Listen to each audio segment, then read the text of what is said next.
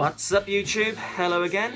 I actually quite like doing these on a more regular basis, doing about 3 different uploads per time. Yes, this one is going to be about Proto Goth. Now, I've seen many YouTubers talk about Proto Punk, which was the influences between the influence for the upcoming punk as we know it, such as like Iggy Pop and all that type of stuff.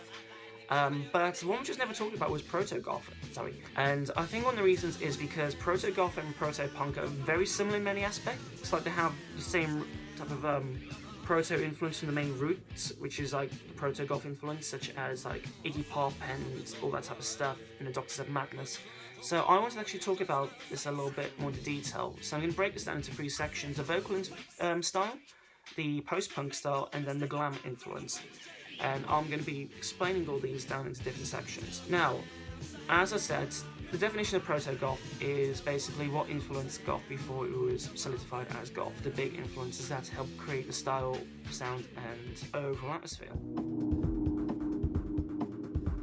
So I think it's important to look into the vocal style first, because vocal style is something that is very, very distinguished within Goth culture, such as the bass type of baritone voice that we hear from bands like modern day bands like him or Darling Braids, but even back in the beginning of Goth when you had like Andrew Ulrich and Peter Murphy and all that type of stuff.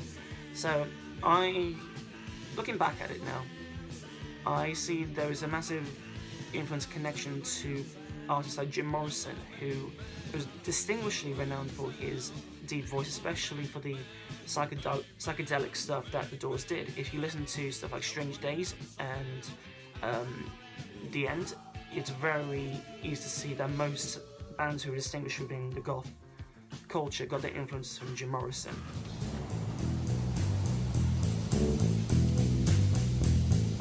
Riders on the storm, riders on the storm, into this house we're born. The Music Machine is a very good example. Once again, very type of before the Gothic S, just talking about what 60s, 70s type of sound. Once again, had a very deep and distinguished type of voice, baritone voice to it. I think the main influence for the vocal styles I consider to be Leonard Cohen and Johnny Cash, because of their local context as well as their scales and reaches in the vocal styles. And it's no surprise to see that they both influenced the likes of Nick Cave and Andrew Ulrich, which you can easily distinguish between their type of sound and the way how the baritone voice ends up becoming such a synonymous influence within the Goth culture.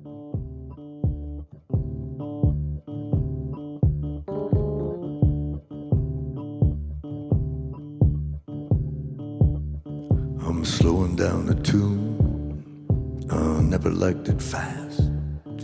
You wanna get there soon, I wanna get there last. Ian Curtis is a very good example, and this is where we're going to be going into our next topic, which is the post-punk influence. So,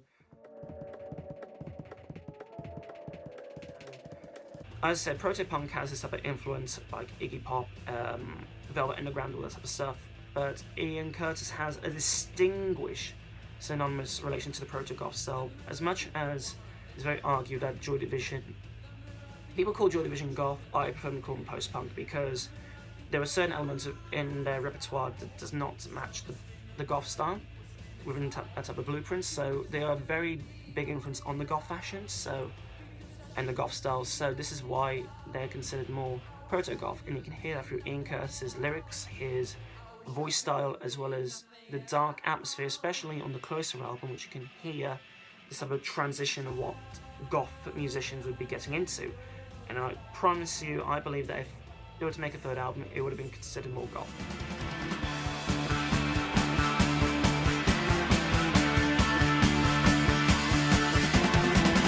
So this is permanence, love's chapter cry. What once was innocence turned on its side.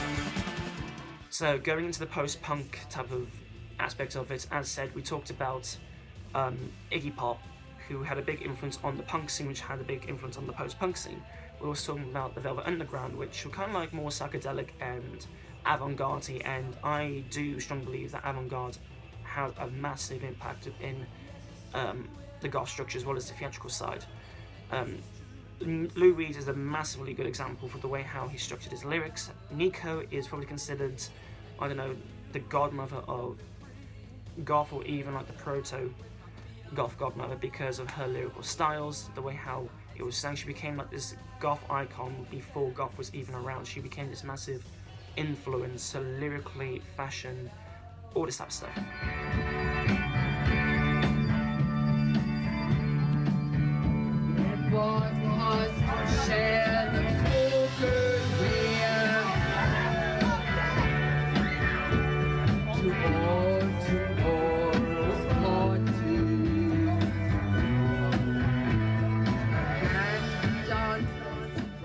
But then also we do have the shock rock influence, which is where we find this more theatrical side to it.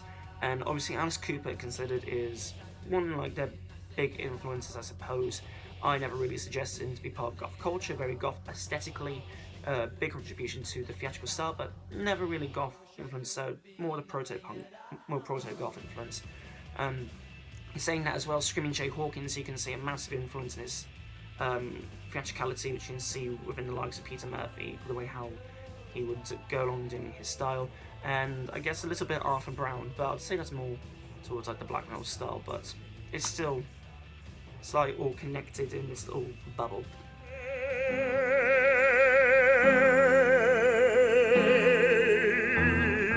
His heart is stone. Well, she get me. The last one, I think this is one of the most important ones, is the glam influence from proto-punk. Proto-goth. Because proto-goth, it was very influenced by post-punk, glam, and other types of genres such as new avant-garde. It's very interesting to see, especially for the makeup style as well, this whole type of like comfortable, gender-bending type of persona. You would find David Bowie being one of the most main influences within that style, and it's extremely easy to solidify him as proto-goth, because if you look at Ross Williams for starters, if you look at, say, Ollie Wisdom, or even Bauhaus, which is still known as the Bowie cover band, it's very strongly seen that lyrically, and the way how he brought this new persona, this new generation of non-conformity and makeup to men. It was such a strong like connection, a strong influence within the goth culture, so he synonymously became this massive influence within goth culture.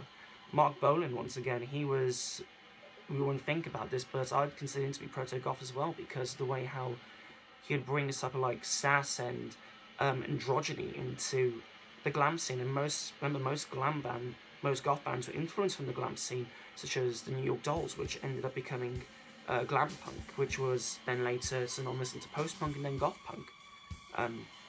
So it has this connection, even in the New Romantic era, where you had Adam and the Ants, which had this distinguished type of peacock look, which ended up inspiring other like darker New Romantic bands, such as Nightmares in Wax, and this is the last which I was going to talk about. Nightmares in Wax, or other known as Dead or Alive before they changed their name, they were heavily proto-goth influenced. If you listen to their single Black Leather, you can hear like the goth tone to it just before it all kicked off and they sold off to Stockade and Waterman. So if you actually listen to Nightmares in Wax with Black Leather and then watch the transition,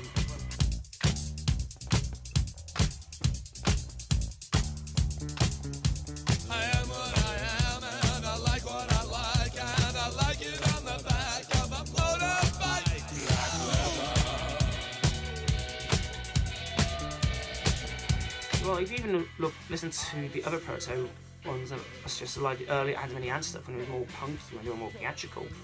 In New York Dolls, you can hear like this big massive influence, and then you can see and hear this glam influence being darkly projected within goth culture.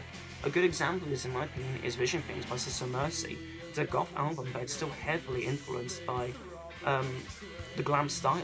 And this is my little brief introduction over to Proto Goth. I will talk about this more, but I'm currently running out of steam at the moment. But I hope you did enjoy this, and let me know what you think about it. I'll try to make another free update as close as I can.